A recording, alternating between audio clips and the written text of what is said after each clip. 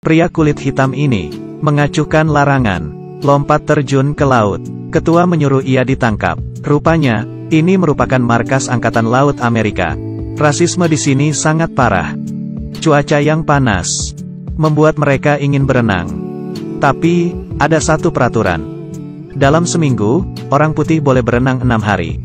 Tapi, orang hitam hanya boleh setiap Selasa. Pria hitam ini ingin mendobrak peraturan. Hari Jumat ia terjun ke air. Ia berenang sangat cepat. Tak ada yang bisa menangkapnya. Namanya Carl. Seluruh keluarganya adalah petani. Ayah Carl ingin nasib anaknya berubah. Saat Carl dewasa, Carl masuk ke AL. Ini kesempatan baginya untuk mengubah nasib. Sebelum pergi, ayahnya mengingatkan Carl. Sesulit apapun, sesedih apapun, Carl harus tetap kuat. Tidak usah pulang. Carl memikul harapan ayahnya. Bersama radio kesayangannya berangkat menjadi tentara.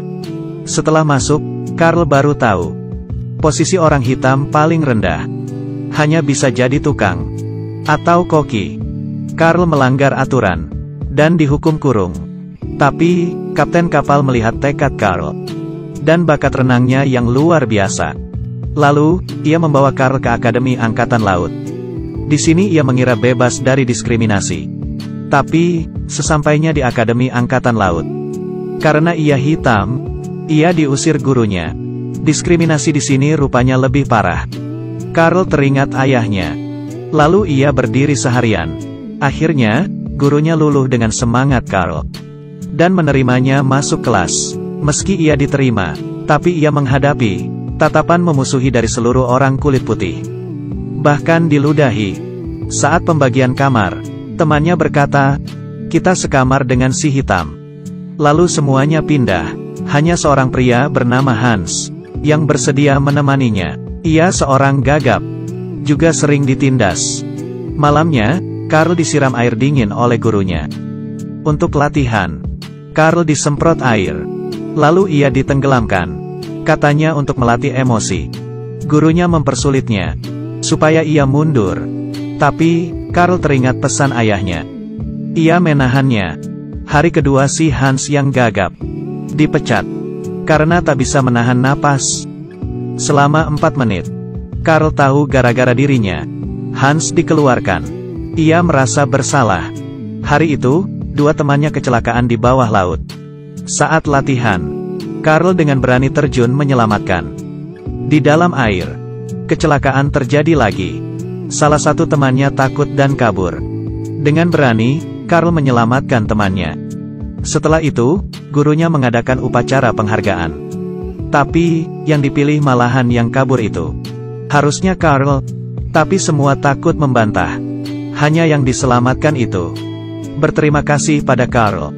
Meski tidak adil, Carl tetap pada pendiriannya. Ia selalu datang paling pagi. Suatu hari, Carl mendapat kabar duka. Ayahnya meninggal karena sakit. Ia menangis. Ia lalu pergi ke bar. Untuk menghibur diri. Begitu melihat pria hitam.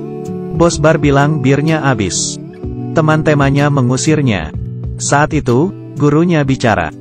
"Kami tak menerimamu. Meskipun kamu hebat, kami tak akan membiarkanmu lulus dengan mudah." Carl marah. Ia menantang gurunya untuk tahan napas. Kalau ia kalah, maka ia keluar. Bila menang, Hans harus dipanggil lagi. Ini adalah lomba tahan napas. Antara si putih dan si hitam. Hal ini menentukan harga diri. Air perlahan memenuhi wajah mereka. Lomba dimulai. 1 menit 15 detik. Mereka sangat tenang. 3 menit 10 detik. Mereka mulai tak tahan. Gurunya mimisan di menit keempat.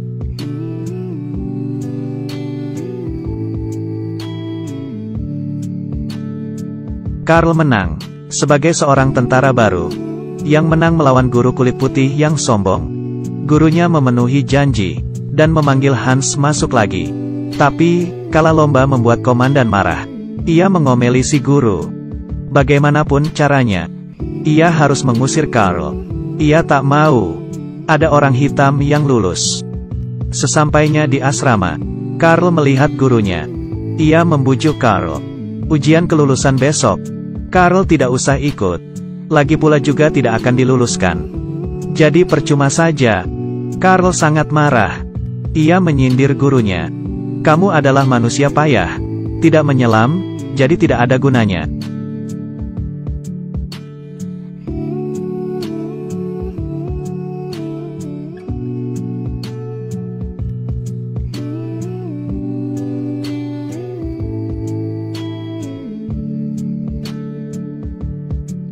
Hei! Apa yang dia katakan padamu sampai kamu begitu mati-matian? Jadilah yang terbaik. Ya, kamu memang.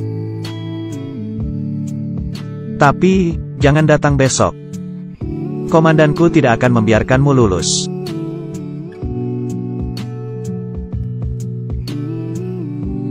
Bagaimana denganmu, guru? Hari kedua, Karl tetap ikut ujian. Peraturannya mudah. Pasang suku cadang ini di air. Supaya lulus. Onderdil dibungkus dan dilempar ke air. Komandan menyuruh guru Karl untuk menyobek kantungnya. Dan melemparnya. Seluruh onderdil berserakan. Teman-teman Karl menyelesaikan ujian. 4 jam kemudian, peserta terakhir selesai. Tapi, ia sudah kedinginan dan gemetar. Malamnya, suhu makin dingin. Saat ini, Karl sudah di air selama 9 jam. Ia kedinginan dan gemetar. Gurunya sudah tak tahan. Dan minta izin menariknya. Komandan melarangnya. Dia hampir mati, Pak. Tunggu dia benar-benar mati baru angkat.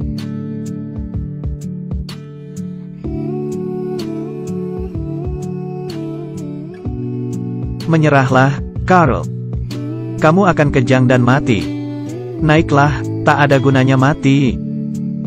Namaku adalah Asisten kelas 2, Karl Brashear. Saya adalah penyelam angkatan laut.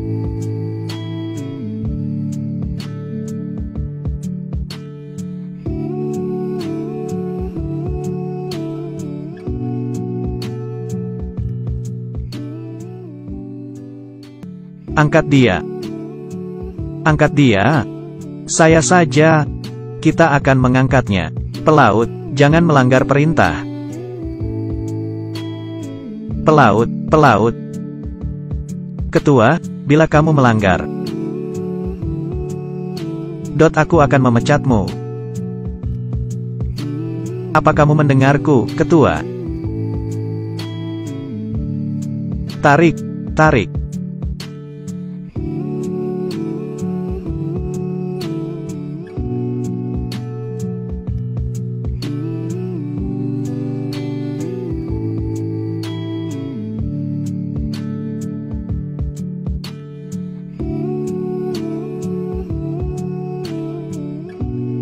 Karl menyesuaikan ujian. Ia kedinginan sampai membiru. Tapi, matanya masih waspada. Akhirnya, ia memenangkan pengakuan gurunya. Karl akhirnya lulus dari Akademi Angkatan Laut. Bermodalkan tekad yang kuat. Sebelum pergi, Karl menemukan radionya yang rusak. Sudah diperbaiki gurunya. Dan gurunya dipecat. Karena melanggar perintah. Selamanya meninggalkan akademi. Ia melihat Karl di TV. Karl sekarang telah menjadi penyelam yang hebat. Karl sekarang bertugas menyelesaikan misi dari Sersan, mengangkat bom nuklir. Bila berhasil, ia akan diberi gelar kehormatan tertinggi Angkatan Laut. Itu adalah hal yang sulit dicapai. Ia berhasil mengangkat bom nuklir. Tiba-tiba terjadi kecelakaan.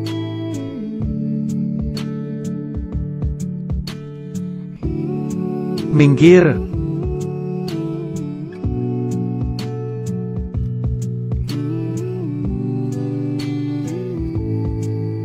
Karl kehilangan satu kaki. Gurunya tak tahan. Ia mabuk. Memaki dirinya bodoh. Setelah siuman, Karl dianugerahi lencana kehormatan. Ia disuruh pensiun. Karl menolaknya. Ia minta amputasi dan kaki palsu. Lalu kembali bertugas. Tapi, pemimpinnya menolaknya.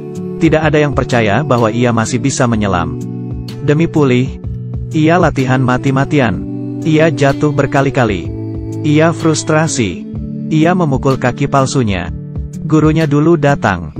Hai, bro. Sepertinya aku melewatkan pertunjukanmu. Gurunya berkata, 4 minggu lagi. Kamu akan dievaluasi. Untuk dipensiunkan. Kalau mau kembali bertugas, kamu harus membuktikannya. Gurunya mulai melatih Carl. Latihannya berjalan mulus. Dengan cepat Carl memenuhi standar. Waktu hampir habis. Para atasan mempersulit Carl. Carl tidak takut. Atasannya tidak ingin Carl lolos. Mereka menyuruh Carl memakai baju selam terberat. 145 kg. Dan jalan 20 langkah. Ini adalah standar tertinggi penyelam handal. Guru Carl protes. Carl sudah biasa diperlakukan tidak adil. Ia ingin membuktikan dirinya. Ia berdiri. Dan mulai berjalan. Di langkah kelima, kaki palsunya patah. Di langkah ke-8, kaki palsunya hancur. Carl kesakitan hingga menangis. Goyangkan pantatmu, aku masih mau 12 lagi.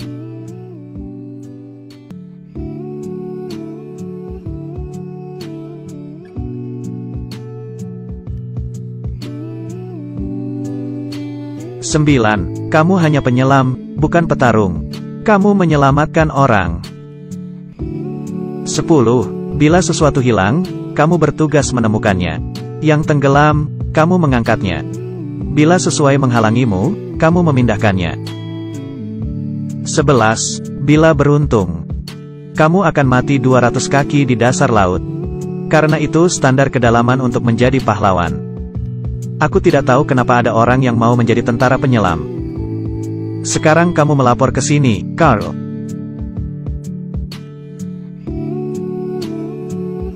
Carl berhasil. Semua orang luluh dan terharu. Film ini berjudul Man of Honor. Ini merupakan kisah nyata. Seperti di film, Carl mati-matian melawan rasisme. Ia menggunakan usaha. Saat diragukan, jangan takut. Beranilah. Cerita hari ini sampai di sini. Saya Carl. Sampai jumpa.